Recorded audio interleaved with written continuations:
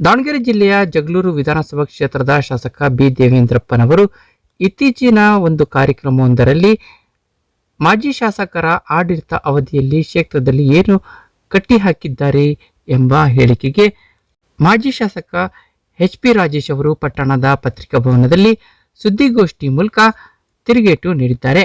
ಇದೇ ವೇಳೆ ಸುದ್ದಿಗೋಷ್ಠಿಯನ್ನು ಉದ್ದೇಶಿಸಿ ಮಾತನಾಡಿದ ಅವರು, ನಾನು ನನ್ನ ಅವಧಿಯಲ್ಲಿ ಎಲ್ಲ ಕೆಲಸವನ್ನು ಮಾಡಿದ್ದೇನೆ. ಇವರ ಸರ್ಕಾರ ಇದೆ, ಅಭಿವೃದ್ಧಿ ಕೆಲಸವನ್ನು ಮಾಡುತ್ತಿದ್ದಾರೆ, ಮಾಡಲಿ. ಆದರೆ ಇವರು ಏನು ಕಟ್ಟಿ ಹಾಕಿದ್ದಾರೆ? 2013ರಿಂದ 2018ರವರೆಗೆ ನಾನು ಕ್ಷೇತ್ರದಲ್ಲಿ ಶಾಸಕನಾಗಿದ್ದಾಗ ಅಭಿವೃದ್ಧಿ ಕೆಲಸಗಳನ್ನು ಮಾಡಿದ್ದೇನೆ ಎಂದು ಹಾಲಿ ಶಾಸಕ ಬಿ ದೇವೇಂದ್ರಪ್ಪ ಅವರಿಗೆ ಮಾಜಿ ಶಾಸಕ ಎಚ್.ಪಿ. ರಾಜೇಶ್ ಅವರು ಸವಾಲ್ ಹಾಕಿದ್ದಾರೆ.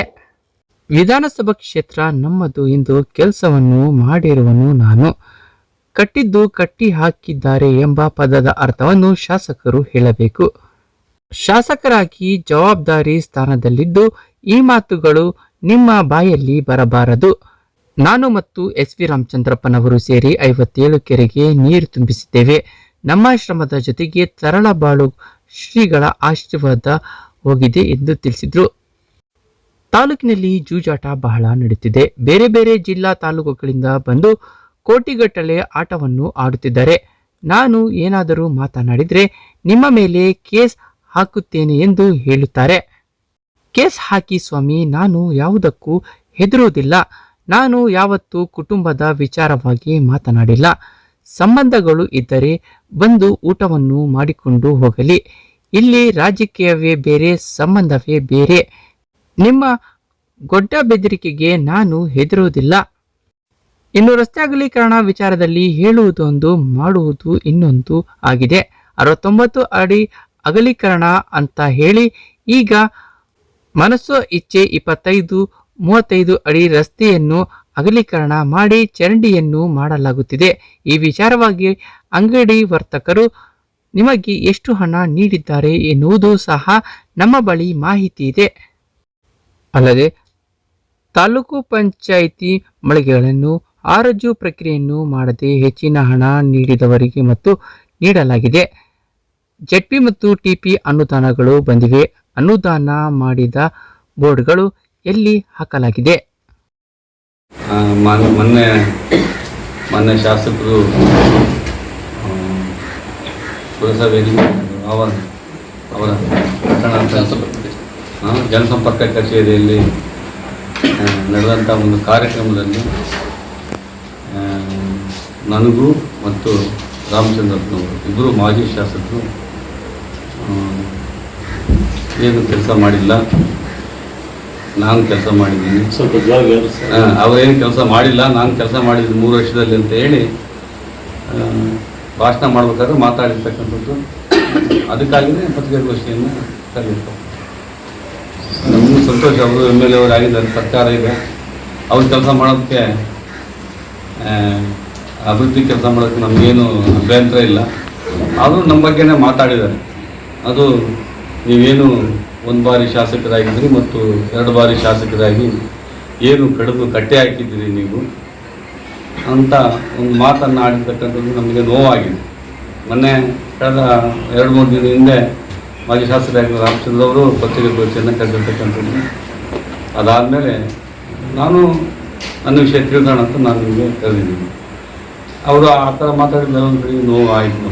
ನಾವು ಕೆಲಸ ಮಾಡಿದ್ದೀವಿ. ನಾನು 2007ರಿಂದ 2013ರಿಂದ 2018ವರೆಗೂ ನಾನು ಕೆಲಸ ಮಾಡಿದ್ದೀನಿ. ರಾಮಚಂದ್ರಪ್ಪನವರು 2 ಅವಧಿಗೂ ಅವ್ರದ್ದೇ ಅಂತ ಕೆಲಸ ಮಾಡಿದ್ದಾರೆ. ಇವತ್ತೇನು ಅವರು ನಾನು 2-3 ಕಾಮಗಾರಿಗಳನ್ನು ಮಾಡಿ ನಾನು ಕಡಿದು ಕಟ್ಟೆ ಹಾಕಿದ್ದೀನಿ ಅಂತ ಹೇಳಿದಾರಲ್ಲ, ಅವೆಲ್ಲ ಕಾಮಗಾರಿಗಳು ಯಾರೋ ಅಂತ ಅಂದ್ಕೊಂಡಿದ್ದಾರೆ ಶಾಸಕರು.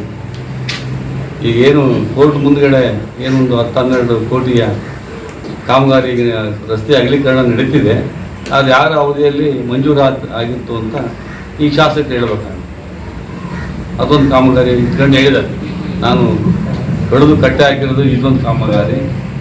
ಆಮೇಲೆ ಸಿದ್ದೇಹಳ್ಳಿ ಹತ್ರ ಬಿಡ್ಸ್ಕಂ ಬ್ಯಾರೇಜನ್ನು ಮಾಡಿದ್ದೀವಿ ಅಂತ ಹೇಳಿ ಅದು ಹೇಳಿದ್ದಾರೆ ಶಾಸಕರು. ಅದನ್ನು ನಾನು ಕಡಿದು ಕಟ್ಟೆ ಹಾಕಿದ್ದೀನಿ, ಅದು ಯಾರ ಅವಧಿಯಲ್ಲಿ ಮಂಜೂರಾತಿ ಆಗಿತ್ತು. ಮತ್ತು ಈಗ ಉದ್ಗಡ್ಡ ಸೇತುವೆ ಮಾಡಿರ್ತಕ್ಕಂಥ ಅದಕ್ಕೂ ಹಂಗೆ ಹೇಳಿದ್ದಾರೆ. ಅದೆಲ್ಲ ಹಿಂದೆ ರಾಮಚಂದ್ರಪ್ಪನವರು BJP ಸರ್ಕಾರ ಇದ್ದಾಗ ಆಗಿರ್ತಕ್ಕಂಥ ಕಾಮಗಾರಿ ಮಂಜೂರಾತಿಯನ್ನು ಇವರು ಮಾಡಿರ್ತಕ್ಕಂಥದ್ದು ಅಷ್ಟೇ. ಅದನ್ನು ಅವರೇ ನಾನು ಕಡಿದು ಕಟ್ಟೆ ಹಾಕಿದ್ದೀನಿ. ಇವತ್ತು ಅವ್ರ ಊರಿನಲ್ಲಿ ಒಂದು ಗೋಕಟ್ಟೆ ಇದೆ. ಆ ಗೋಕಟ್ಟೆಯನ್ನು ಇವತ್ತು ಅಗಲೀಕರಣ ಮಾಡಿ ಧರ್ಮಸ್ಥಳ ಸಂಘದವರು ಅದನ್ನು ಕೈಗೆತ್ತಿಕೊಂಡಿದ್ರು. ಆ ಗೋಕಟ್ಟೆಯನ್ನು ಅಭಿವೃದ್ಧಿ ಮಾಡಲಿಕ್ಕೆ ಅದನ್ನ ಆ ಅನುದಾನವನ್ನು ಭಾಳಷ್ಟು ಕೊಟ್ಟಿದ್ರು ಅವರು. ಇವರು ಬೇರೆ ಬೇರೆ ರೀತಿಯ ಯಾವುದೋ ಒಂದು ಅನುದಾನವನ್ನು ಹಾಕಿ ಅದನ್ನ ಒಂದು ಸಣ್ಣ ಕೆರೆಯಾಗಿ ನಿರ್ಮಾಣ ಮಾಡಿ ಏನಾದ್ರು ಹೇಳಿದಾರೆ ಅವರು. ನಾನು ಬೋಟಿಂಗ್ ಸಂತೋಷ, ಪಾಪ ಕೆರೆ ಮಾಡಿದರೆ ಸಂತೋಷ.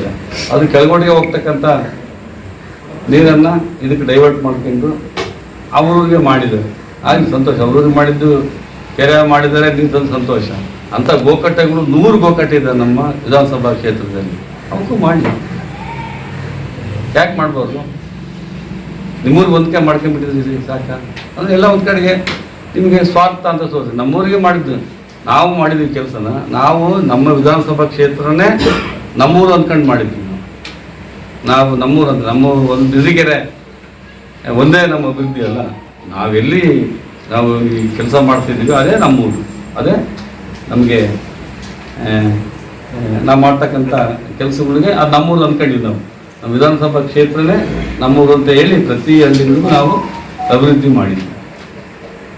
ಆದರೆ ಹಿಂಗೆ ಮಾಡೋದು ನಮಗೆಲ್ಲ ಕಡೆ ನೋವಾಗಿದೆ. ಏನು ಕಡಿದು ಕಟ್ಟಿ ಹಾಕಿದ್ದೀವಿ? ನನಗೆ ಅರ್ಥ ಆಗಲಿಲ್ಲಪ್ಪ. ಕಡಿದು ಕಟ್ಟಿ ಹಾಕೋದಂದ್ರೆ ಏನಂತೆ ಅವ್ರನ್ನೇ ಕೇಳ್ತೀನಿ, ಮೊನ್ನೆ ಶಾಸಕರನ್ನೇ ಕೇಳ್ತೀನಿ. ಕಡಿದು ಕಟ್ಟಿ ಹಾಕೋದಂದ್ರೆ ಏನು? ನಾವು ಕೆಲಸ ಮಾಡಿದ್ದೀವಿ ಅಷ್ಟೇ. ನಿಮಗೇನಾದ್ರು ಕಡಿದು ಕಟ್ಟಿ ಹಾಕಿದ್ದೇನಾದ್ರು ನಿಮಗೇನು ಅರ್ಥ? ನಿಮ್ಗೆ ಪತ್ರಕರ್ತರಿಗೆ ಏನಾದರೂ ಗೊತ್ತಾ ಕಡಿದು ಕಟ್ಟಿ ಹಾಕೋದಂದ್ರೆ? ನೀವು ಹೇಳ್ಬೇಕಾಗುತ್ತೆ. ನನಗಂತೂ ಗೊತ್ತಿಲ್ಲ ಕಡಿದು ಕಟ್ಟಿ ಹಾಕೋದು. ನಾವು ಕೆಲಸ ಮಾಡಿದ್ದೀವಿ ಅಷ್ಟೇ. 5 ವರ್ಷಗಳ ಕಾಲ ಜನ ಏನು ನಮಗೆ ಆಶೀರ್ವಾದ ಮಾಡಿದ್ರು ಅದನ್ನು ಪ್ರಾಮಾಣಿಕವಾಗಿ ಯಾವ್ಯಾವ ಎಲ್ಲ ಊರುಗಳಿಗೂ ಕನಿಷ್ಠ 1 ಕೋಟಿಯಿಂದ 5 ಕೋಟಿವರೆಗೂ ನಾವು ಒಂದು ಹಳ್ಳಿಗಳಿಗೆ ಅನುದಾನವಂತಂದು ಕೆಲಸ ಮಾಡಿದ್ದೀವಿ. ಶಾಸಕರು ಈ ಥರ ಮಾತಾಡಿದ್ರೆ ಹೆಂಗೆ? ಅವರು ಜವಾಬ್ದಾರಿ ಸ್ಥಾನದಲ್ಲಿದ್ದಾರೆ. ಅವ್ರು ಕೆಲಸ ಮಾಡೋದಕ್ಕೆ ಅಭಿವೃದ್ಧಿ ಮಾಡೋಕ್ಕೆ ನಮ್ಮದು ಏನು ಅಭ್ಯಂತರ ಇಲ್ಲ. ಸುಮಾರು ಯೋಜನೆಗಳು ನಾವಿದ್ದಾಗ, ರಾಮಚಂದ್ರ ಇದ್ದಾಗ ಈ ಒಂದು ಕ್ಷೇತ್ರಕ್ಕೆ ಅಭಿವೃದ್ಧಿ ಆಗಿದೆ. ನಾವು ಶಾಸಕರಿದ್ದಾಗ 2013ರಿಂದ 2018ರವರೆಗೂ 50 ಕೋಟಿ ಕೆರೆಯಿಂದ ಇರ್ತಕ್ಕಂಥ ಯೋಜನೆ ಒಂದೇ ದಿನಕ್ಕೆ ಆಗ್ಬಿಡುತ್ತಾ? ಅದರಿಂದ ಎಷ್ಟು ಸುಮಾರು 2 ವರ್ಷಗಳ ಕಾಲ ಕೆಲಸ ಮಾಡಿದ್ದೀವಿ. ಒಂದು ಯೋಜನೆ ಕಾರ್ಯರೂಪಕ್ಕೆ ಬರಬೇಕಂದ್ರೆ ಹಂಗೆ ಆಗೋದಿಲ್ಲ. ಅದಕ್ಕೆ ಸಾಕಷ್ಟು ಶ್ರಮ ಹಾಕಬೇಕಾಗುತ್ತೆ. ಇವತ್ತು 50 ನೀರು ತಂದಿದ್ದೀವಿ ಅಂದರೆ 2 ವರ್ಷಗಳ ಶ್ರಮ. ಬಜೆಟ್ನಲ್ಲಿ ಅದನ್ನು ಅನುಮೋದನೆ ಮಾಡ್ತಕ್ಕಂಥದ್ದು ಸಾಕಷ್ಟು ಶ್ರಮ ಇದೆ. ಪರಮ ಪೂಜ್ಯ ಗುರುಗಳಾಗಿ ಸಿರಿಗೆರೆ ತೊಳುಬಾಳು ಪರಮ ಪೂಜ್ಯ ಗುರುಗಳ ಒಂದು ಆಶೀರ್ವಾದದಿಂದ ಮತ್ತು ಬಜೆಟ್ನಲ್ಲಿ ತೊಳುಬಾಳು ಉಣ್ಮೆ ನಡೆದಂಥ ಸಂದರ್ಭದಲ್ಲಿ ಆವತ್ತಿನ ಮುಖ್ಯಮಂತ್ರಿ, ಹಿಂದಿನ ಮುಖ್ಯಮಂತ್ರಿಗಳು ಸಿದ್ದರಾಮಯ್ಯ ಸಾಹೇಬರು ಜಗಳೂರಿಗೆ ಬಂದಂಥ ಸಂದರ್ಭದಲ್ಲಿ ಅವರು ಒಂದು ಹೇಳಿ ಇದು ಆಗಲೇಬೇಕಪ್ಪ ಈ ಯೋಜನೆ ಅಂದಾಗ ಬಜೆಟ್ನಲ್ಲಿ ಸೇರಿಸಿದ್ರು. ಅದಾದಮೇಲೆ ಕುಮಾರಸ್ವಾಮಿಯವರು ಅದಕ್ಕೆ ಅನುಮೋದನೆ ಕೊಟ್ಟಂಥದ್ದು ನಾನು 50 ಕೆರೆವಾಗಿ ಕೆಲಸ ಮಾಡ್ತೀನಿ. ಅದಾದಮೇಲೆ ಮುಖ್ಯಮಂತ್ರಿ ಆಗಿರ್ತಕ್ಕಂಥ ನಮ್ಮ ಯಡಿಯೂರಪ್ಪ ಸಾಹೇಬರು ಬಂದರು. ಅವರು 250, ನಾವೇನು ಬಜೆಟ್ನಲ್ಲಿ ಇತ್ತೋ 250 ಕೋಟಿಯನ್ನು ಮತ್ತೆ ಮಂಜೂರು ಮಾಡಿದರು. ಆದರೂ ಸಿರಿಗೆರೆ ಪರಮ ಪೂಜ್ಯರಿಗೆ ಅದು ಆಗಲಿಲ್ಲ. ಇದು 250 ಕೋಟಿ ಕೊಟ್ಟರೆ ಇದು ಮುಗಿಯಲ್ಲ ಅಂತ ಹೇಳ್ಕೊಂಡು ಒಂದೇ ಕಂತದಲ್ಲಿ 650 ಕೋಟಿಯನ್ನು ಯಡಿಯೂರಪ್ಪ ಸಾಹೇಬರು ಎಲ್ಲ ಸಚಿವರ ಜೊತೆಗೂಡಿ ಮಾತಾಡಿ ನಮಗೆ ಕೊಟ್ಟಿದ್ದಕ್ಕೆ ಇವತ್ತು 50 ಕೆರೆ ನೀರು ಬಂದಿದೆ. ಮೊನ್ನೆ ಶಾಸಕರನ್ನು ಕೇಳಕ್ಕೆ ಬಯಸ್ತೀನಿ, ನಿಮ್ದು ಏನಿದೆ ಅದನ್ನು ಪಾತ್ರ? ನಾವು ನಾವಂದರೆ ಓದಬೇಕಾಗುತ್ತೆ, ಎಕ್ಸಾಮ್ ಬರೀಬೇಕಾಗುತ್ತೆ ಅಂದರೆ ಆ ಥರ ಕೆಲಸ ಮಾಡಿದ್ವಿ. ಯಾವುದೋ ಒಂದು ಫಲಿತಾಂಶ ಸುಮ್ಮನೆ ಬರೋದಿಲ್ಲ. ಸುಮ್ಮನೆ ಬರುತ್ತಾ? ನೀವಿನ ಅದಕ್ಕೆ 50 ಕೆರೆಗಳಿಗೆ ನಿಮ್ದೇನಿದೆ ಪಾತ್ರ? ನೀವು ಬಂದಾಗ ನೀವು ಓದಲಿಲ್ಲ, ನೀವು ಬರೀಲಿಲ್ಲ. ಒಂದೇ ಸರಿ ಫಲಿತಾಂಶ ಬಂತು, ನೀವು ಬಂದಾಗ ಆ ಫಲಿತಾಂಶ ಇಟ್ಕೊಂಡು ನಾನೇ ಮಾಡಿದಂತ ಓಡಾಡ್ತಾ ಇದ್ದೀರಾ? ನೀವು ಮಾಡಿರೋ ಈ ಕೆಲಸ ಅಥವಾ ನೀವು ಮಾಡಿರೋ ಏನಂದಿರಲ್ಲ, ನೀವು ಕಡಿದು ಕಟ್ಟಿ ಹಾಕಿರೋದು ಈ ಕೆಲಸನಾ? ನೀವು ಶಾಸ್ತ್ರ ಕೇಳಕ್ಕೆ ಬಯಸ್ತೀನಿ. ಮಾತಾಡಬೇಕಾದ್ರೆ ಸ್ವಲ್ಪ ಎಲ್ಲರೂ ಗಮನದಲ್ಲಿ ಇಟ್ಕೊಂಡು ಮಾತಾಡಿ. ವೇದಿಕೆ ಸಿಕ್ಕೆಟ್ಗೆ ನಾನು ಹಂಗೆ ಹಿಂಗೆ ಅಂತ ಮಾತಾಡೋಕೆ ಹೋದ್ರೆ ಅದು ಮುಂದೆ ನೀವೇ ಅನುಭವಿಸ್ತೀರಿ. ಈಗ ನಾನು ಮಾತಾಡ್ತಿರೋದು ಹೇಳ್ತಿರೋದು ನನ್ನ ಒಬ್ಬನೇ ಮಾತಲ್ಲ, ಇಡೀ ಕ್ಷೇತ್ರದ ಭಾವನೆ ಇದೆ. ನಾನು ಮಾತಾಡ್ತಿರೋದಕ್ಕೆ ನನ್ನೊಬ್ಬನೇ ಇಲ್ಲಿ ಸಾಂಕೇತಿಕವಾಗಿ ಮಾತಾಡ್ಬೋದು. ಈ ನೋವುಗಳು ಭಾವನೆಗಳು ಇಡೀ ಕ್ಷೇತ್ರದ ಜನರ ಭಾವನೆ ನಿಮ್ಮ ಹತ್ರ ಮಾತಾಡ್ತಾ ಇದ್ದೀನಿ ನಾನು. ಅದು ಶಾಸಕರಿಗೆ ಅರ್ಥ ಆಗಲಿ. ಮಾತಾಡ್ಬೇಕಾದ್ರೆ ಒಂದು ಹಿಡಿತ ಇಟ್ಟುಕೊಂಡು ಮಾತಾಡಿ, ಭಾಷೆ ಹಿಡಿತ ಇರಲಿ. ಸುಮ್ಮನೆ ಮಾತಾಡಬಾರ್ದು, ಮಾತಾಡೋಕ್ಕೆ ಬರುತ್ತೆ, ಎಲ್ಲರಿಗೂ ಮಾತಾಡೋಕೆ ಬರುತ್ತೆ. ಹಿಂಗೆ ಈ ಯೋಜನೆ ಹಿಂಗೆ ಮಾಡಿದ್ದೀವಿ. ಇವತ್ತು ಬಹುಗ್ರಾಮ ಕುಡಿಯುವ ನೀರಿನ ಏನಾಯ್ತು, ಏನು ಮಾಡಿದ್ರಿ ನೀವು ಬಂದಾಗ ಟೆಂಡರ್ ಆಯಿತು. ನಾವು 5 ವರ್ಷಗಳ ಸತತವಾಗಿ ಪ್ರಯತ್ನದಿಂದ ಒಂದು ಕ್ಯಾಬಿನೆಟ್ ನೋಟಿಗೆ ಬಂತು. ರಾಮಚಂದ್ರಪ್ಪನವರು BJP ಸರ್ಕಾರದಲ್ಲಿದ್ದಾಗ ಅವರು ಅದನ್ನ ಅನುಮೋದನೆ ಮಾಡಿ ಟೆಂಡರ್ ಇತ್ತಂದ್ರು. ನೀವು ಬಂದಾಗ ಟೆಂಡರ್ ಆಯಿತು. ನಿಮ್ದೇನಿದೆ ಅದ್ರ ಪಾತ್ರ? ಶಾಸಕರ ಕೇಳಕ್ಕೆ ಬಯಸ್ತೀನಿ. 57 ಕೆರೆಗೆ ನಿಮ್ಮ ಪಾತ್ರ ಇಲ್ಲ. ಈಗ ಬಹುಗ್ರಾಮ ಕುಡಿಯುವ ನೀರು 450 ಕೋಟಿ ಏನು ಬಂತಲ್ಲ, ಅದರಲ್ಲೂ ನಿಮ್ಮ ಪಾತ್ರ ಇಲ್ಲ. ಅದರಾಗೂ ನೀವೇನು ಕೆಲಸ ಮಾಡಿಲ್ಲ. 57 ಕೆರೆಗೂ ನೀವು ಕೆಲಸ ಮಾಡಿಲ್ಲ. ಭದ್ರಾ ಮೇಲ್ದಂಡೆಗೂ ನೀವು ಗೊತ್ತೇ ಇಲ್ಲ. ಭದ್ರಾ ಮೇಲ್ದಂಡೆಗೆ ಈ 3 ಯೋಜನೆಗಳಲ್ಲಿ ನಾನು ಇದ್ದೀನಿ, ನಮ್ಮ ರಾಮಚಂದ್ರಪ್ಪನವರು ಇದ್ದಾರೆ. ಅವರು MLA ಇದ್ದಾಗ ಅವ್ರು ಕೆಲಸ ಮಾಡಿದ್ದಾರೆ, ನಾನು MLA ನಾನು ಕೆಲಸ ಮಾಡಿದ್ದೆ. ಏನು ಇಬ್ಬರೂ ಏನು ಕೆಲಸನೇ ಮಾಡಿಲ್ಲ. ನೀವು ಇವೇನು ಕಟ್ಟೆ ಹಾಕಿದ್ರಿ ಅಂತ ಹೇಳಿದ್ರಲ್ಲ, ಇದು ಯಾವ ಪುರುಷಾರ್ಥ ಕೇಳಿದ್ರಿ ನೀವು? ನಾವೇನು ಕೆಲಸನೇ ಮಾಡಿಲ್ವಾ? ಕೆಲಸ ಮಾಡ್ದಲೇ ನಮಗೆ ಇಷ್ಟೆಲ್ಲ ಜನ ಆಶೀರ್ವಾದ ಮಾಡಿದಾರ. ಅವರಿಗೆ 2 ಸರಿ MLA ಆಗಿದ್ದಾರೆ, ನನಗೆ 1 ಸಾರಿ MLA ಆಗಿದ್ದೀನಿ. ಮೊನ್ನೆ ಚುನಾವಣೆ ನಡೆದಾಗ ಎಷ್ಟು ಓಟ್ ಬಂದು? ನನಗೂ ನಿಮ್ಮಷ್ಟೇ ಓಟ ಬಂದವೆ. ನಾನು ಕೆಲಸ ಮಾಡಿದ್ರೆ ಅಷ್ಟು ಓಟ್ ಆಗ್ತದೆ ಜನ. ನಾನು ಎಲ್ಲ ಸಮುದಾಯದ ಜೊತೆಗೆ, ಈ ಕ್ಷೇತ್ರದ ಎಲ್ಲ ಜನರ ಜೊತೆಗೆ ಅತ್ಯಂತ ಒಬ್ಬ ಸಾಮಾನ್ಯ ಕಾರ್ಯಕರ್ತನಾಗಿ ಅವ್ರ ಜೊತೆಗೆ ಇದ್ಕೊಂಡು ಕೆಲಸ ಮಾಡಿದ್ದೀನಿ. ಅದು ನಿಮ್ಮ ಗಮನದಲ್ಲಿರಲಿ. ಬರೀ ಒಂದು ವೇದಿಕೆಯಲ್ಲಿ ಭಾಷಣ ಮಾಡಿಬಿಟ್ಟು ಅಭಿವೃದ್ಧಿ ಮಾಡೋಕ್ಕಾಗಲ್ಲ.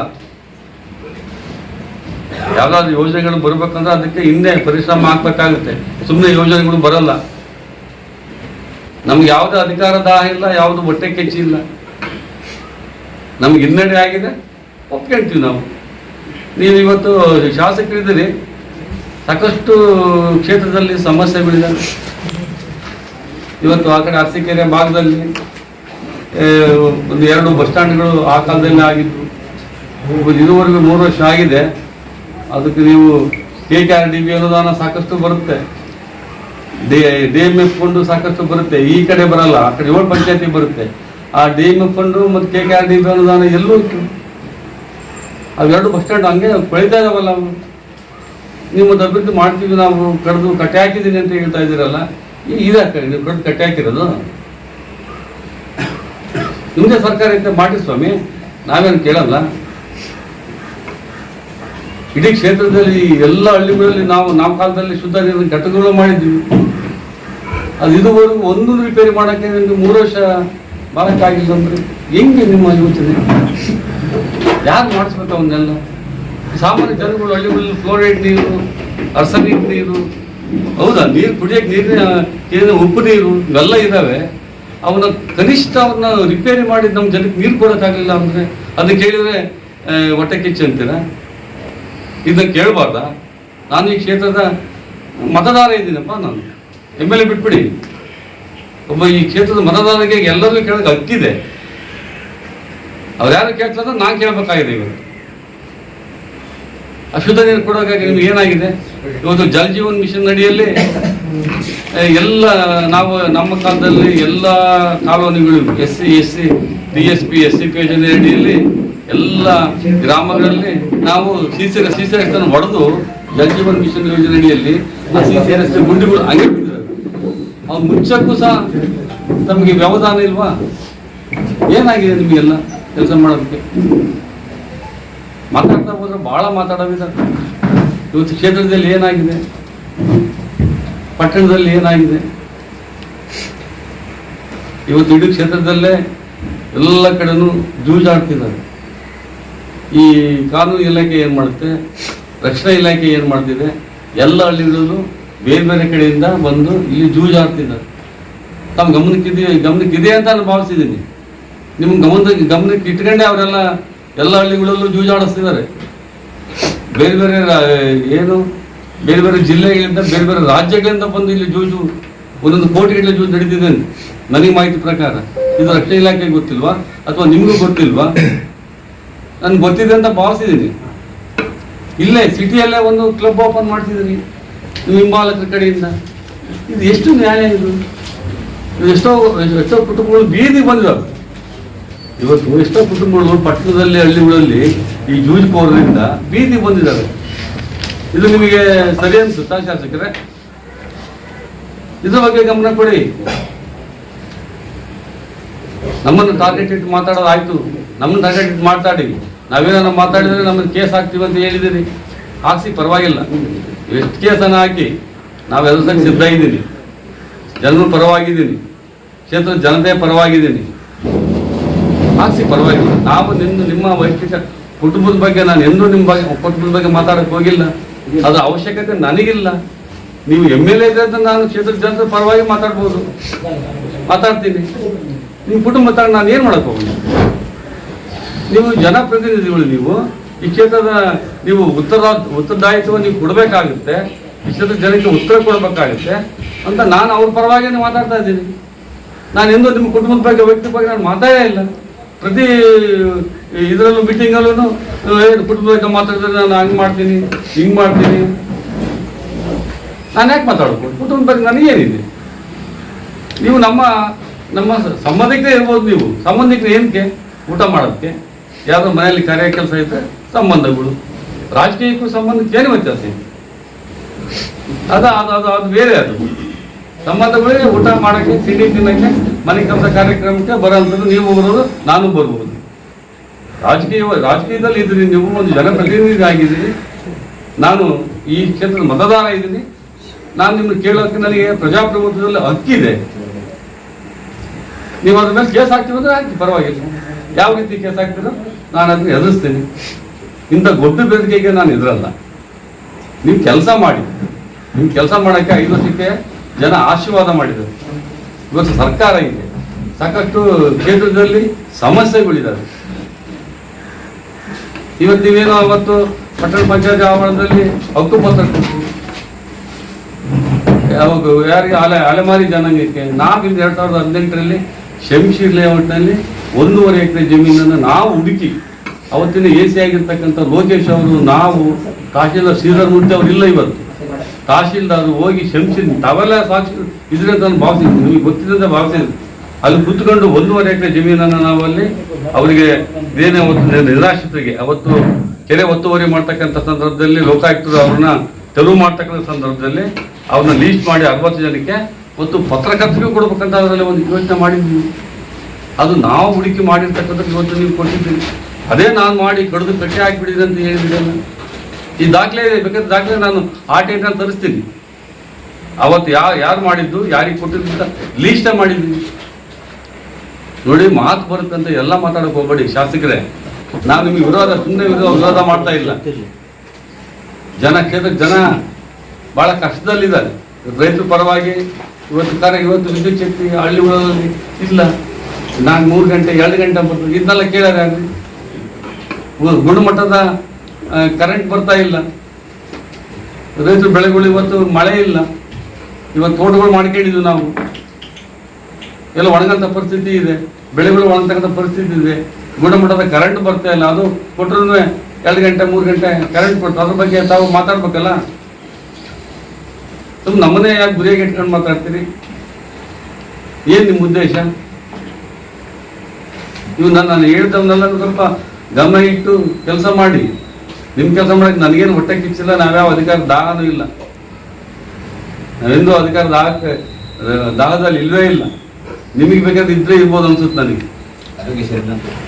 ಜೂಜುಕೋರ ದಾಳಿ ಭಾಳ ಇದೆ. ಇಲ್ಲೊಂದು ಕ್ಲಬ್ ನಡೆಸ್ತಾ ಇದ್ದಾರೆ. ಹೆಂಗ ಸಂಸ್ಕೃತಿ ಇದು? ಬಹಳಷ್ಟು ಜನ ಈ ಕ್ಷೇತ್ರದಲ್ಲಿ MLA ಆಗಿ ಹೋಗಿದ್ದಾರೆ. ಬಹಳಷ್ಟು ಜನ 5-6 ಬಾರಿ ಆಗಿರ್ತಕ್ಕಂಥ ಶಾಸಕರು, ಮಂತ್ರಿಗಳು ಇದ್ರು. 1 ಸಾರಿ ಶಾಸಕರಾದವರು, 2 ಸಾರಿ ಶಾಸಕರಾಗಿದ್ರು ಇದ್ರು. ಸುಮಾರು 10-15 ಜನ ಶಾಸಕರು ಈ ಕ್ಷೇತ್ರದಲ್ಲಿ ಆಗೋಗಿದ್ರು. ಇಂಥ ಸಂಸ್ಕೃತಿ ಇರಲಿಲ್ಲ. ನೀವೆಲ್ಲ ಇದ್ರೆ ಭಾಳ ಪತ್ರಕರ್ತರು, ತಮಗೂ ಗೊತ್ತಿದೆ. ಪ್ರತಿ ಹಳ್ಳಿಗೂ ಇಸ್ಪೆಕ್ಟ್ ಆಡ್ತಿದ್ದಾರೆ ಕೋಟಿಗಟ್ಟಲೆ. ಅದು ನಿಮ್ಮ ಹಿಂಬಾಲಕರೇ ಒಂದು ಫಿಲಂ ನಡೆಸ್ತಿದ್ದಾರೆ. ಇದು ಎಷ್ಟು ಮಟ್ಟಿಗೆ ಈ ನಮ್ಮ ಜಗಳೂರು ಪಟ್ಟಣಕ್ಕಾಗಲಿ ನಮ್ಮ ಜಗಳೂರು ತಾಲೂಕಿಗೆ ಈ ಸಂಸ್ಕೃತಿ ಬೇಕಿತ್ತ ನಮ್ಮ ಪ್ರಶ್ನೆ. ಅದರಿಂದ ಏನಾದರೂ ಆಗುತ್ತಾ? ಎಷ್ಟೋ ನಮ್ಮ ಸಹೋದರ ತಾಳಿಗಳು ಹೋಗಿದ್ದಾರೆ, ಆತ್ಮಹತ್ಯೆಗಳಾಗಿದ್ದಾವೆ. ಅದು ನಿಮಗೆ ಗಮನದಲ್ಲಿ ಇಲ್ವಾ? ನಾವು ನಮ್ಮ ಅವಧಿಯಲ್ಲಿ ಸಾಕಷ್ಟು ಕೆಲಸ ಮಾಡಿದ್ದೀವಿ. ನಾವು ಕಡ್ದು ಕಟ್ಟೆ ಹಾಕಲಿಲ್ಲಪ್ಪ, ಕೆಲಸ ಮಾಡಿದ್ದೀವಿ ಅಷ್ಟೇ. ಕೆಲಸ ಮಾಡೋದು ಗೊತ್ತಿತ್ತು, ಪ್ರಾಮಾಣಿಕವಾಗಿ ಎಷ್ಟು ಕೆಲಸ ಭಾಳಷ್ಟು ಈಗ ಮಾಡಿದವ ಕೆಲಸಗಳು ಈ ಬುಕ್ಲೆಟ್ಟೇ ಇದೆ ನನಗೆ. ನಾನು ಮಾಡಿರೋದು 5 ವರ್ಷದಲ್ಲಿ. ನಾನು ಸುಳ್ಳು ಹೇಳೋದು ಮಾಡಿದ್ದೀವಿ. ನೀವು ಓದ್ಕೊಂಡ್ರು ಭಾಳ ಹೊತ್ತಾಗುತ್ತೆ ಅಂತ ನಾನು ಹೇಳಕ್ಕೆ ಹೋಗಲ್ಲ. ಈ ಬುಕ್ಲೆಟ್ನಲ್ಲಿ ಪೂರ್ತಿ ಇದೆ. ಮುಂದೆ 3,000 ಕೋಟಿ ಅಂತ ಅನ್ನೋದು ಅದೆಲ್ಲ ಹೇಳಿದ್ರೆ ಒಂದು ದಿನ ಎಲ್ಲ ಆಗುತ್ತೆ. ಬುಕ್ಲೆಟೇ ಮಾಡ್ತಿದ್ವಿ, ಬೇಕಂದ್ರೆ ಶಾಸಕರಿಗೂ ಕೊಡ್ತೀವಿ ಕೇಳಿ. ನಮ್ಮ ಕೈಲಿ ಎಷ್ಟಾಗಿದೆ ಅಷ್ಟು ಮಾಡಿದ್ದೀವಿ ಪ್ರಾಮಾಣಿಕವಾಗಿ ಅಷ್ಟೇ. ಅದು ನಾವೇ ಕಡ್ದು ಕಟ್ಟೆ ಹಾಕಲಿಲ್ಲಪ್ಪ. ಕಡ್ದು ಕಟ್ಟೆ ಹಾಕಿದ್ರೆ ನಮ್ಗೆ ಬರಲೇ ಇಲ್ಲ. ಅವೆಲ್ಲ ಮಾತಾಡೋದು ಬೇಡ. ನೀವು ಶಾಸಕರಿದ್ದೀರಿ, ಗಂಭೀರವಾಗಿ ಸಮಸ್ಯೆಗಳಿದ್ದಾವೆ ಹಳ್ಳಿಗಳಲ್ಲಿ. ಇವತ್ತು ರಸ್ತೆ ಅಗಲೀಕರಣದ ವಿಚಾರ ಏನಾಯಿತು? 69 ಅಡಿ ನೀವೇ ಹೇಳಿದ್ವಿ. ನಾವು ಬೇಡ ಸ್ವಾಮಿ, ಏನೋ ಒಂದು ನಾವು 40-30 ಅಡಿ ಮಾಡೋಣ ಅಂದ್ವಿ. ಹಂಗಾಗೋದಿಲ್ಲ, ಕಾನೂನು ಇದೆ ಅಂತ. ಕಾನೂನು ನಮ್ಮ ಕೈ ಇದೆ. ಇವತ್ತು DC ಅವರು ಇರ್ತಾರೆ, ಶಾಸಕರು ಇರ್ತಾರೆ, ಕೂತ್ಕೊಂಡು ಮಾತಾಡಿ ಮಾಡ್ತಕ್ಕಂಥದ್ದು ಆಗ್ತಿತ್ತು. ನಾವು ಹೇಳಿದ್ವಿ, ಆಯಿತು ಆಗಲಿ. ಮತ್ತು ಅದರಿಂದ ಹಿನ್ನೆಲೆ ಏನಾಯಿತು? 69 ಅಡಿ ಹೊಡೆಯಕ್ಕೆ ಹೋಗಿ ಇವತ್ತೆಲ್ಲಿ ಏನು ಮಾಡ್ತಿದ್ದೀರಿ? ಒಂದು ಕಡೆ 30 ಅಡಿ ಮಾಡಿದ್ದೀರಿ ಡ್ರೈನೇಜು, ಒಂದು ಕಡೆ 40 ಅಡಿ ಮಾಡಿದ್ದೀರಿ, ಒಂದು ಕಡೆ 25 ಅಡಿ ಐತೆ. ಯಾವ ರೀತಿ ನಿಮ್ಮ ನಿಲುವು ಏನು? ಮತ್ತೆ 69 ಅಡಿ ಅಗಲೀಕರಣದಲ್ಲಿ ನಿಮ್ಮ ನಿಲುವು ಏನು? ಜನರು ಮಾತಾಡ್ತಾರಪ್ಪ, ಜನರು ಮಾತಾಡ್ತಿದ್ರು, ನಾವು ಅಷ್ಟು ಕೊಟ್ಟಿದ್ದೀವಿ, ಇಷ್ಟು ಕೊಟ್ಟಿದ್ದೀವಿ. ನಿಮ್ಮ ನಿಮ್ಮ ಏನು ನೀವು ಇದ್ರಿ, ನಿಮ್ಮ ಹಿಂಬಾಲಿಕರು ಅವ್ರ ಕಡೆಯಿಂದ ಹಣ ವಸೂಲಿ ಮಾಡಿದ್ದಾರೆ ಅಂತೆ. ಮತ್ತೆ ಲೀಸ್ಟ್ ಕೊಡೋದ್ರೆ ಲೀಸ್ಟ್ ಇದೆ, ಯಾರ್ಯಾರು ಎಷ್ಟು ಕೊಟ್ಟಿದ್ದಾರೆ ಅಂತ. ಇದು ನಿಮಗೆ ಬೇಕಿತ್ತಾ? ನಿಮಗೆ ಬೇಕಿತ್ತ? ಇದು ವಸೂಲಿ ಮಾಡ್ತಕ್ಕಂಥ ದಂಧೆ ನಮ್ಮ ತಾಲೂಕಿಗೆ ಬೇಕಿತ್ತ? ಆ ಪಟ್ಟಣ ತಾಲೂಕ್ ಪಂಚಾಯತಿ ಮಳಿಗೆಗಳಿಗೆ ಹರಾಜು ಅಂತ ಹಾಕಿದ್ರು. ಹರಾಜು ಮಾಡಿಬಿಡ್ತೀವಿ 30 ವರ್ಷದಿಂದ ಅವರ ಹೆಸರಿಗೆ, ಇವ್ರ ಹೆಸರಿಗಿದೆ, ಅವ್ರ ಹೆಸರಿಗಿದೆ. 2 ದಿನದಲ್ಲಿ ಅವರಾಜೆಲ್ಲ ಏನಿದೆ ಹಂಗೆ ನಿಂತೋಯ್ತು. ಮತ್ತೆ ಯಥಾಸ್ಥಿತಿ ಮುಂದುವರೆದಿದೆ. ಅದರಿಂದನೂ ಏನು ಹೊಂದಿಕೆ ಕೊಟ್ಟಿದ್ದೀವಿ ಅಂತ ಮಾಹಿತಿ ಇದೆ. ಅದರ ಬಗ್ಗೆ ಮಾತಾಡಿದ್ದು ನಾನು ನೇರವಾಗಿ ಆರೋಪ ಮಾಡಿದ್ದೀನಿ. ಉತ್ತರ ಕೊಡಿ. ಈಗೇನು ತಾಲೂಕ್ ಪಂಚಾಯತಿ ಮಳಿಗೆಗಳಿಗೆ ಹರಾಜಿಗೆ ಬಂದಿದ್ದ ನಿಲ್ಲಿಸಿ ಮತ್ತೆ ಮುಂದುವರಿಸೋದ್ರ ಹಿಂದೆ ತಮ್ಮ ಹಿಂಬಾಲಿಕರು ಹೊಂದಿಕೆಯನ್ನು ವಸೂಲಿ ಮಾಡಿದ್ದಾರೆ. ಅದು ಅಂತ ಲೀಸ್ಟ್ ಇದೆ. ಮುಖ್ಯ ರಸ್ತೆ ಅಗಲೀಕರಣದ ವಿಚಾರದಲ್ಲೂ ಅಂತ ಲೀಸ್ಟ್ ಇದೆ. ಲೀಸ್ಟ್ ಕೊಡೋದ್ರೆ ಕೊಡ್ತೀನಿ, ಯಾರ್ಯಾರು ಎಷ್ಟೆಷ್ಟು ಹಣ ಕೊಟ್ಟಿದ್ದಾರೆ ಅಂತ. ಇದೆಲ್ಲ ನಮ್ಮ ತಾಲೂಕಿಗೆ ಬೇಕಿತ್ತ? ನಿಮ್ಮದೇ ಸರ್ಕಾರ ಇದೆ, ನೀವೇ ಶಾಸಕರಿದ್ದೀರಿ. ನಿಮ್ಗೆ ಯಾವುದು ಒತ್ತಡ ಇಲ್ಲ, ಯಾವ ತಾಲೂಕ್ ಪಂಚಾಯತಿ ಮೆಂಬರ್ಗಳಿಲ್ಲ, ಯಾವ ಜಿಲ್ಲಾ ಪಂಚಾಯತಿ ಮೆಂಬರ್ಗಳಿಲ್ಲ, ಯಾವ ಪಟ್ಟಣ ಪಂಚಾಯತಿ ಮೆಂಬರ್ ಇಲ್ಲ. ಎಲ್ಲ ನಿಮ್ದೇ ಒನ್ ಮ್ಯಾನ್ ಶೋ ಇದು. ನಾವು MLA ತಾಲೂಕ್ ಪಂಚಾಯತಿ ಮೆಂಬರ್ಗಳು, ಪಟ್ಟಣ ಪಂಚಾಯತಿ ಮೆಂಬರು, ಜಿಲ್ಲಾ ಪಂಚಾಯತಿ ಮೆಂಬರ್ಗಳು, ಅನುದಾನಗಳು ಇವನ್ನೆಲ್ಲ ಕೊಡ್ಬೇಕಾಗಿತ್ತು ಅವರವರು. ಇದಕ್ಕೆ ಹೋಗ್ಲಿ. ಮತ್ತೆ 3 ವರ್ಷಗಳ ಕಾಲ ನೀವು ತಾಲೂಕ್ ಪಂಚಾಯತಿ ಅನುದಾನ ಎಲ್ಲೋಯ್ತು, ಜಿಲ್ಲಾ ಪಂಚಾಯತಿ ಅನುದಾನ ಎಲ್ಲೋಯ್ತು? ಆ ತಾಲೂಕ್ ಪಂಚಾಯತಿ ಜಿಲ್ಲಾ ಪಂಚಾಯತಿ ಅನುದಾನ ನೀವು ಬಳಸ್ಕೊಂಡಿರ್ತಾನೆ, ಕೆಲಸ ಮಾಡಿರ್ತಾನೆ. ಎಲ್ಲೋ ಕೆಲಸ ಒಂದಾದ್ರೂ ಬೋರ್ಡ್ ಹಾಕಿದ್ದೀರಾ? ಈ ತಾಲೂಕ್ ಪಂಚಾಯತಿ ಅಂದ್ರೆ ಬಂದಂಥ ಅನುದಾನದ ಅಡಿಯಲ್ಲಿ ಈ ಶಾಲೆಯನ್ನು ನಾವು ಮಾಡಿದ್ವಿ, ಈ ಅನುದಾನದಲ್ಲಿ ಹಾಕಿದ್ರೆ ಎಲ್ಲರೂ ಬೋರ್ಡ್ ಇದೆಯಾ? ಇದ್ರೆ ತೋರಿಸ್ಬಿಟ್ರು. ಎಲ್ಲೂ ಹೋಯ್ತು ಅಂತ. ವರ್ಷಕ್ಕೆ 2 ಕೋಟಿ 4 ಕೋಟಿ ದುಡ್ಡು ಬರ್ತದೆ. ತಾಲೂಕ್ ಪಂಚಾಯತಿಗೆ ಬರುತ್ತೆ, ಜಿಲ್ಲಾ ಪಂಚಾಯತಿಗೆ ಬರುತ್ತೆ. ಎಲ್ಲೋಯ್ತು ಅದು ದುಡ್ಡು? ಏನಂತ ಅನ್ಕೊಂಡಿದ್ರಿ ನೀವು ಕ್ಷೇತ್ರದ? ಇದೆಲ್ಲ ನೀವು ಮಾತಾಡಿ ಎದುರಿಸಿ ನೀವು ಅಧಿಕಾರ ಮಾಡ್ಬೇಕಂತಿದ್ದೀರಾ? ಈ ಸಾಕಷ್ಟು ಜನಕ್ಕೆ ಎದುರಿಸಿದ್ರೆ ನೀವೇ ಏನು ಹೇಳಿದ್ರಿ? ಲೋಕಸಭಾ ಚುನಾವಣೆ ವೇಳೆಯಲ್ಲಿ ನೀವು ಮುಸ್ಲಿಮು, ನೀವು ಕಾಂಗ್ರೆಸ್ ವೋಟ್ ಹಾಕಲಿಲ್ಲ ಅಂದ್ರೆ ನಿಮ್ ಗಡ್ಡ ಟೋಪಿ ಹೋಗ್ತದೆ. ಯಾರಿಗೆ? ಮುಸ್ಲಿಂ ಬಾಂಧವರಿಗೆ ಮಸೀದಿಯಲ್ಲೇ ಕೂತ್ಕೊಂಡು ನೀವು ಈ ಸರಿ ಕಾಂಗ್ರೆಸ್ಗೆ ವೋಟ್ ಹಾಕಲಿಲ್ಲ ಅಂದರೆ ನಿಮ್ಮ ಗಡ್ಡ ಟೋಪಿ ಕಳಿಸ್ತೀನಿ, ಇದೇ ಮಾತು ಹೇಳಿದ್ರಿ. ಹಂಗೆ ಬೇರೆ ಸಮುದಾಯಕ್ಕೂ ನೀವು ಎದಕ್ಕೆ ಧಮಕಿ ಹಾಕಿದ್ರಿ, ಬೇರೆ ಸಮುದಾಯಕ್ಕೂ ಧಮಕಿ ಹಾಕಿದ್ರಿ. ನಂತರ ಆಡಿಯೋ ಇದೆ, ನೀವು ಧಮಕಿ ಹಾಕಿರೋ ಆಡಿಯೋ ಇದೆ. ಮೊನ್ನೆ ಒಂದು ವಿಚಾರದಲ್ಲಿ ನಿಮ್ಮ ಪಕ್ಷದ ಹಿರಿಯರ ಒಬ್ಬ ವ್ಯಕ್ತಿಗೆ ನೀವು ಫೋನ್ನಲ್ಲಿ ಏನು ಮಾತಾಡಿದ್ದೀರಿ ನನಗೆ ಅದು ಆಡಿಯೋ ಇದೆ. ಎಂಥ ಶಬ್ದಗಳು ಬಳಸಿ ನೀವು ಮಾತಾಡಿದ್ದೀರಿ. ನೀವು ಜನಪ್ರತಿನಿಧಿ ಸ್ವಾಮಿ, ನಿಮ್ಮದೇ ಆದ ನಿಮ್ಮಿಂದ ಒಂದು 2 ಲಕ್ಷ ಮತದಾರರು ಇದ್ದಾರೆ. ಈ ಮಾತು ಕೇಳಿದರೆ ಬೇರೆ ತಾಲೂಕಿನವ್ರು ಏನು ಅನ್ಕೋಬೇಡ, ಇಂಥ ಶಾಸಕರು ಈ ಥರ ಮಾತಾಡಿದ್ದಾರೆ ಅಂದರೆ ನಂತಾಗೆ ಆಡಿಯೋ ಇದೆ, ಕೊಡ್ತೀನಿ ಆಡಿಯೋನ.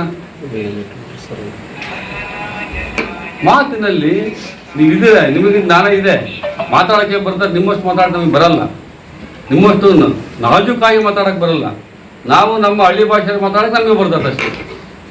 ನಿಮ್ಮಷ್ಟು ನಾಜೂಕು ಮಾತ್ರ ನಮಗೆ ಬರೋದಿಲ್ಲ. ನಾವು ಏನು ಮಾತಾಡಿರ್ತೀವೋ ಅದಷ್ಟೇ ಕೆಲಸ ಮಾಡಿರ್ತೀವಿ. ನೀವು ವೇದಿಕೆ ಮೇಲೆ ಒಂದು ಮಾತಾಡ್ತೀವಿ, ಕೆಳಗೊಂದು ಮಾತಾಡ್ತೀವಿ. ಏನದು ಮಾತಿಗೂ ನಿಮ್ಮ ಕೃತಿಗೂ ಏನಾದರೂ ಇದು ಸಂಬಂಧ ಇದೆಯಾ? ಜನ ಸುಮ್ಮನೆ ನೋಡ್ತಾ ಇದ್ದಾರೆ, ಬಹಳಷ್ಟು ಜನ ಮಾತಾಡ್ತಾ ಇಲ್ಲ. ಸಮಯವನ್ನು ಕಾಯ್ತಿದ್ದಾರೆ ಸ್ವಾಮಿ, ಸಮಯ ಬಂದಾಗ ಉತ್ತರ ಕೊಡ್ತಾರೆ. ಅದಕ್ಕೆ ತಾವು ಸಿದ್ಧರಾಗಿ. ಎಲ್ಲರೂ ಜನ ಕಾಯ್ತಾ ಇದ್ದಾರೆ. 1500 ಜನಕ್ಕೆ ಹಕ್ಕುಪತ್ರ ಕೊಟ್ಟಿದ್ವಿ, ಯಾವುದೇ ನಿರೀಕ್ಷೆ ಇಲ್ದಂಗೆ. ಯಾವುದೇ ಗಂಗಾ ಕಲ್ಯಾಣ ಒಂದು 10,000 ಕೊಟ್ಟಿದ್ವಿ, ಯಾವುದೇ ನಿರೀಕ್ಷೆ ಇಲ್ಲ. ಬಹಳಷ್ಟು ಪಶುವಾಗಿ ಏನೋ ಕೊಟ್ಟಿವಿ. 5,000 ನಾನು ಮುಖ್ಯವಾಗಿ ಹೇಳ್ತೀನಿ, ಮನೆ ಕೊಟ್ಟಿದ್ದೀವಿ. ಎಲ್ಲರಿಗೂ ಸುಮಾರು 30-40 ವರ್ಷ ಸಾಗುವಳಿ ಮಾಡಿರ್ತಕ್ಕಂಥ ಸಾಗುವಳಿದಾರರಿಗೆ ಹಕ್ಕುಪತ್ರ ಕೊಟ್ಟಿದ್ದೀವಿ. ಒಬ್ಬೊಬ್ಬರಿಗೆ ಕನಿಷ್ಠ 1 ಎಕರೆಯಿಂದ 4 ಎಕರೆವರೆಗೂ ಕೊಟ್ಟಿದ್ದೀವಿ. ಪ್ರತಿ ವಾರ ಮೀಟಿಂಗ್ ಮಾಡ್ತಿದ್ದೀವಿ. ಹೌದು, ನೀವು ಇವತ್ತು ಸಮಿತಿ ಇದೆ ಅಂತ ಭಾವಿಸಿದೆ. ನನಗೆ ಬಗರ್ ಕಮಿಟಿ ಸಮಿತಿ ನೀವೇ ಅಧ್ಯಕ್ಷರು. ಇಲ್ಲಿವರೆಗೆ ಎಷ್ಟು ಮೀಟಿಂಗ್ ಮಾಡಿದ್ದೀರಿ ಹಕ್ಕುಪತ್ರ ಕೊಡಲಿಕ್ಕೆ? ಸಮಿತಿ ನೀವೇ ಅಧ್ಯಕ್ಷ ಇರ್ತೀರಿ, ಅದಕ್ಕೆ ಸದಸ್ಯರಿದ್ದಾರೆ. ಇವತ್ತೆಲ್ಲ ಒಂದು ಪಟ್ಟಣ ಪಂಚಾಯತ್ ನಾವು ಮಾಡಿದ್ದಕ್ಕೆ ನಾವು ಅದನ್ನ 1.5 ಎಕರೆ ತಗೊಂಡು ಅವ್ರಿಗೆ ಅವತ್ತೇ ತೆರವುಗೊಳಿಸಿದಾಗ ನಾವು ಲಿಸ್ಟ್ ಮಾಡಿದ್ದು ನಮ್ಮ ಲಿಸ್ಟೇ. ಇವತ್ತು ಪತ್ರಕರ್ತಿಗೂ ಕೊಡ್ಬೇಕಂತಿತ್ತು, ನಮ್ಮ ಅವಧಿ ಮುಗಿದು ಹೋಯ್ತು. ಅದನ್ನೇ ಇಟ್ಕೊಂಡು ನಾನು ಅಷ್ಟು ಕೊಟ್ಬಿಟ್ಟಿದ್ದೀನಿ, ಇಷ್ಟು ಕೊಟ್ಬಿಟ್ಟಿದ್ದೀನಿ. ಕೊಡಿ, ನಮ್ಗೆ ಕೊಡೋದಕ್ಕೆ ಬೇಜಾರಿಲ್ಲ. ಅವರು ನಾವು ಇದ್ದಾಗೆ ಹಾಗೆ ಅವರು ಅಲೆಮಾರಿ ಜನಾಂಗದವರು. ನಾವು ಮಾಡಿದ ಲಿಸ್ಟೇ ಕೊಟ್ಟಿದ್ದೀನಿ. ಅದು 1.5 ಎಕರೆ ಕಳೆದೇ ಹೋಗಿತ್ತು. ಅದು ಶಂಶಿ ಲೇಔಟ್ನಲ್ಲಿ ಅದು ನಾವು ಅದನ್ನ ಹುಡುಕ್ಲಿಲ್ಲ ಅಂದ್ರೆ ಅದು ಹಂಗೆ ಹೋಗೋದು. ಏನಾಗ್ತದೋ ಗೊತ್ತಿಲ್ಲ. ಹುಡುಕಿ ಬಂದು ಕೊಟ್ಟೋದಕ್ಕೆ ಅದು ನೀವನ್ನ ಕೊಡಿ, ನಾವು ಕೊಟ್ಟು ಲೀಸ್ಟ್ ಮಾಡಿ ನೀವು ಕೊಟ್ಟಿದ್ದೀರಿ. ಹಂಗೆ ಮಾತಾಡ್ಬೇಕಾದ್ರೆ ಸ್ವಲ್ಪ ಹಿಡಿತಾ ಇಟ್ಕೊಂಡು ಮಾತಾಡಿ. ನೀವು ಜವಾಬ್ದಾರಿ ಸ್ಥಾನದಲ್ಲಿದ್ದೀರಿ.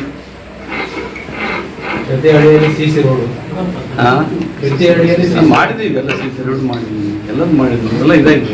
ಹೌದಾ? ಹಂಗಾಗಿ ಇನ್ನೂ 2 ವರ್ಷ ಕಾಲಾವಕಾಶ ಇದೆ ನಿಮಗೆ. ನೀವು ಅವನು ವಸತಿ ಶಾಲೆಗಳು ಆವಾಗ ನಾವಿದ್ದ 1-3 ವಸತಿ ಶಾಲೆ ಮಾಡಿದ್ವಿ. ಈಗ ನಾನು ಹೇಳ್ಕೊಳಕ್ಕೆ ಹೋಗಿಲ್ಲ, ಸುಮ್ಮನೆ ಏನು ಹೇಳ್ಕೊಂಡು ನೀವೇ ಸ್ವಲ್ಪ ನೀವೇ ಮಾಡಿ ಅಂತ. ಹೌದಾ? ಇವತ್ತು ಮದ್ಲಿಕೆರೆ ಒಂದು, ಆಮೇಲೆ ಕಿತ್ತೂರು ಅಂಡ್ ಚೆನ್ನಮ್ಮ ಬಾಂಟ್ನಳ್ಳಿ, ಹೊಸೂರು 3 ವಸತಿ ಶಾಲೆಗಳನ್ನು ನಾವು ತಂದು ನಮ್ಮ ಅವಧಿಯಲ್ಲಿ ಮಾಡಿರ್ತಕ್ಕಂಥದ್ದು. ನೀವು ಮಾಡಿ, ನನಗೇನು ಬೇಜಾರಿಲ್ಲ. ಸುಮ್ಮನೆ ನಾವು ಹಂಗೆ ಮಾಡ್ತೀನಿ, ಹಿಂಗೆ ಮಾಡ್ತೀನಿ, ಕೇಸ್ ಹಾಕ್ತೀನಿ, ಬೆದರಿಕೆಗೆ ನಾವು ಮಾತಾಡೋದು ನಾವೇನು ಅದೇನು ಇದಿಲ್ಲ. ನೀವು ಕೇಸ್ ಹಾಕೇಳಿ ಪರವಾಗಿಲ್ಲ, ನಾವು ಕೇಸ್ ಮಾಡ್ತೀವಿ. ನೀವು ಬೆದರಿಕೆಗಳು ಮಾತುಗಳು ಅಂಥದ್ದೇನು ಅಂಜಲಿ ಏನು ಪ್ರಶ್ನೆ ಇಲ್ಲ. ನಾನು ನಿಮ್ಮಂಗೆ ನೀವೇನು ಹುಟ್ಟಿ ಬೆಳೆದ್ರೆ ನಾನು ಹಂಗೆ ಹುಟ್ಟಿ ಬೆಳ್ಕೊಂಡು ಬಂದಂಥವನು. ಅದ್ರ ಜೊತೆಗೆ ನಾವು ಸಹ ನಮ್ಮ ಕುಟುಂಬ ರಾಜಕೀಯವಾಗಿದ್ದಂಥದ್ದು ಅದೇ ಅಧಿಕಾರಿಗೆ ಆಸೆ ಪಟ್ಟಾರಲ್ಲ. ನಮ್ಮ ತಂದೆ ತಾಯಿ ಇಬ್ಬರು ಸಹ ತಾಲೂಕ್ ಪಂಚಾಯತಿ ಎಲೆಕ್ಷನ್ ಇಟ್ಕೊಂಡು ನಮ್ಮ ತಂದೆ ಗೆದ್ದರು, ನಮ್ಮ ತಾಯಿಯವರು ಸೋತಂಥ ಕುಟುಂಬದಿಂದ ಬಂದಿದ್ದೀನಿ ನಾನು. ನನಗೆ ಅಧಿಕಾರದ ಆಸೆ ಇಲ್ಲ. ನಾನು ಒಂದು ಸರ್ಕಾರಿ ಕೆಲಸಕ್ಕೆ ರಾಜೀನಾಮೆ ಕೊಟ್ಟು ಈ ಸೇವೆ ಮಾಡ್ತಕ್ಕಂಥ ಬಂದವನು. ನನಗೆ ಇನ್ನೇನಿದೆ, ನಾನು ಊರಲ್ಲೇ ಇದ್ದೀನಿ. ನಾನೇನು ಎಲ್ಲಿ ಇಲ್ಲ. ನಾನು ಜಾಬ್ನಾಗಿದ್ರು ಸಹ ಊರಿಂದ ಓಡಾಡಿ ಕೆಲಸ ಮಾಡ್ಕೊಂಡಿದ್ದೀನಿ. ಈಗಲೂ ಊರಲ್ಲೇ ಇದ್ದೀನಿ. ನನಗೆ ಯಾವಂತ ನೀವು ಹಂಗೆ ನಾನು ಹಂಗೆ ಮಾಡ್ತೀನಿ ಹಿಂಗೆ ಮಾಡ್ತೀನಿ ಅನ್ನೋದಕ್ಕೆ ಬೇರೆಯವ್ರಿಗೆ ಹೇಳ್ದಂಗೆ ನನಗೆ ಹೇಳಕ್ಕೆ ಹೋಗ್ಬೇಡಿ ಸ್ವಾಮಿ.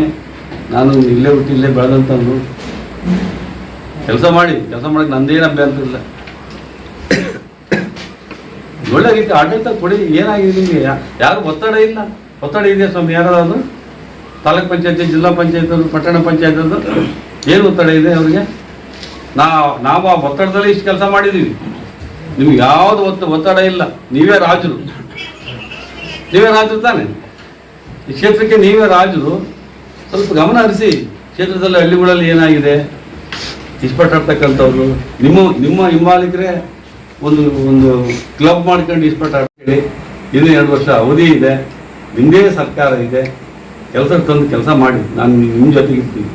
ಈಗಾಗಲೇ ನೀವು ಕೆಲವು ಕಾಮಗಾರಿಗಳನ್ನು ಉದ್ಘಾಟನೆ, ಶಂಕುಸ್ಥಾಪನೆ ಮಾಡಿದ್ದೀರಿ.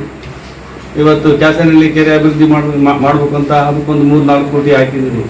ಜಗಳೂರು ಕೆರೆಗೂ ಅನುದಾನ ತಂದಿದ್ದೀನಿ. ನನಗೆ ಗೊತ್ತಿದೆ. ಕೆಲವು ನಮಗೆ ಗುತ್ತಿಗೆದಾರರು ಹೇಳ್ತಾ ಇದ್ರು, ಅಣ್ಣ ನಾನು ಇವತ್ತು ಶಂಕುಸ್ಥಾಪನೆ ಮಾಡಿದ್ದು ಅದು ದುಡ್ಡೇ ಬಂದಿಲ್ಲ. ಸುಮ್ಮನೆ ಶಂಕುಸ್ಥಾಪನೆ ಮಾಡಿದ್ರು. ಎಲ್ಲಪ್ಪ ಕಾಮಗಾರಿ ಅಂತ ಕೇಳಿದ್ರೆ, ಅಣ್ಣ ಅದನ್ನು ದುಡ್ಡು ಬಂದಿಲ್ಲ. ಸುಮ್ಮನೆ ಬೋರ್ಡ್ ಹಾಕಿದಾರೆ. ಹಿಂಗೆ ಈಗ ದುಡ್ಡು ಬಂದು ನಮ್ಮ ಅವಧಿಯಲ್ಲಿ ನಾವು ಯಾವ ಶಂಕುಸ್ಥಾಪನೆಗೆ ಹೋಗಿಲ್ಲ. ಪತ್ರಕರ್ತರು ತಮಗೆಲ್ಲ ಗೊತ್ತಿದೆ. ನೀವೇ ಮಾಡ್ಕೊಂಡ್ರಪ್ಪ ಅಂತ ಹೇಳಿದ್ದೆ. ಹೌದಲ್ವ? ನಾನು ಸತ್ಯ ಮಾತಾಡ್ತಾ ಇದ್ದೀನಿ. ಭಾಳಷ್ಟು ಶಂಕುಸ್ಥಾಪನೆಗೆ ಬೋರ್ಡ್ ಇಲ್ಲ, ಏನಿಲ್ಲ. ಅವರೇ ಮಾಡಿ ದುಡ್ಡು ರೆಡಿ ದುಡ್ಡು. ಮತ್ತು ಕೆಲವು ಬೋರ್ಡ್ಗಳು ಹಾಕಿದೆ ಅಂತ ಅದಕ್ಕೆ ಅನುದಾನ ಇಲ್ಲ ಅಂತ ನನಗೆ ಗುತ್ತಿಗೆದಾರ ಹೇಳಿದ್ದು. ನಾನು ಹೇಳ್ತಾ ಇದ್ದೀನಿ, ನನ್ನ ಮಾತಲ್ಲ ಇದು. ನಾನು ಕೇಳಿದೆ, ಈ ಕಾಮಗಾರಿ ಪ್ರಾರಂಭ ಮಾಡ್ಬೇಕಲ್ಲ ಅಂತ ಕೇಳಿದ್ರೆ, ಇದು ದುಡ್ಡಿಲ್ಲ ಅನ್ನೋದಕ್ಕೆ ಸುಮ್ಮನೆ ಶಾಸಕರು ಹೇಳಿದ್ರು, ಅದಕ್ಕೆ ಹಾಕಿದ್ದೀನಿ. ಹಿಂಗೆ ಅಲ್ಲ ನೀವು ಕೆಲಸ ಮಾಡೋದು ನಮಗೇನಿಲ್ಲ. ಹೌದಾ? ಕೆಲಸ ಮಾಡಿರಿ. 2 ವರ್ಷ ಎಂಥ ಅವಕಾಶ ದೇವರು ಕೊಡೋದು. ಭಾಳ ಕಷ್ಟ ಅಧಿಕಾರ ಕೊಡೋದು. ಏನೋ ಒಂದು ಅಧಿಕಾರ ಪಡ್ಕೊಂಡ್ಬಿಟ್ಟಿದ್ವಿ. ಹೌದಾ? ಅದನ್ನು ಭಾಳ ಹೇಳೋದು ಬೇಡ. ನಿಮ್ಗೆ ಭಾಳ ಇದಾಗುತ್ತೆ. ಭಾಳ ಮಾತಾಡೋದು ಭಾಳಷ್ಟು ಇದ್ದಾವೆ. ಇನ್ನೂ ಭಾಳಷ್ಟು ಅವಧಿ ಇದೆ. ನೀವು ಮಾತಾಡಿದ್ರೆ ನಾನು ಮಾತಾಡೋಕ್ಕೆ ಯಾವಾಗಲೂ ಮಾತಾಡ್ತೀನಿ. ನೀವೇನೋ ನಮ್ಮ ಬಗ್ಗೆ ಮಾತಾಡಿದ್ರೆ ಅಂದರೆ ಇದು ನಾನು ಮಾತಾಡೋದೆ ಎಲ್ಲವೂ ಹೇಳೋದೆ. ಹೌದು, ಎಲ್ಲದೂ ಮಾತಾಡ್ತೀನಿ. ಈ ಸಂದರ್ಭದಲ್ಲಿ ಬಿಜೆಪಿ ಮಂಡಲದ ಅಧ್ಯಕ್ಷ ಮರುಳಾರಾಧ್ಯ, ಮಾಜಿ ಅಧ್ಯಕ್ಷ ದೇವಿಕೆರೆ ಶಿವಕುಮಾರಸ್ವಾಮಿ, ತಮ್ಮೆಲೆಹಳ್ಳಿ ಮಾರುತಿ, ಕ್ಯಾಂಪ್ ಓಬ್ಳೇಶ್, ಸೂರಲಿಂಗಪ್ಪ, ಬಾಬಣ್ಣ, ಕುಬೇಂದ್ರಪ್ಪ, ಮಾರಪ್ಪ, ಸುರೇಶ್ ನಾಯಕ್, ರಾಜು, ಬಾಲಪ್ಪ, ಬೈರೇಶ್, ತಿಪ್ಪೇಸ್ವಾಮಿ, ಮದಕರಿ, ಅನಿಲ್ ಸೇರಿದಂತೆ ಪಕ್ಷದ ಕಾರ್ಯಕರ್ತರು ಮತ್ತಿತರರಿದ್ದರು.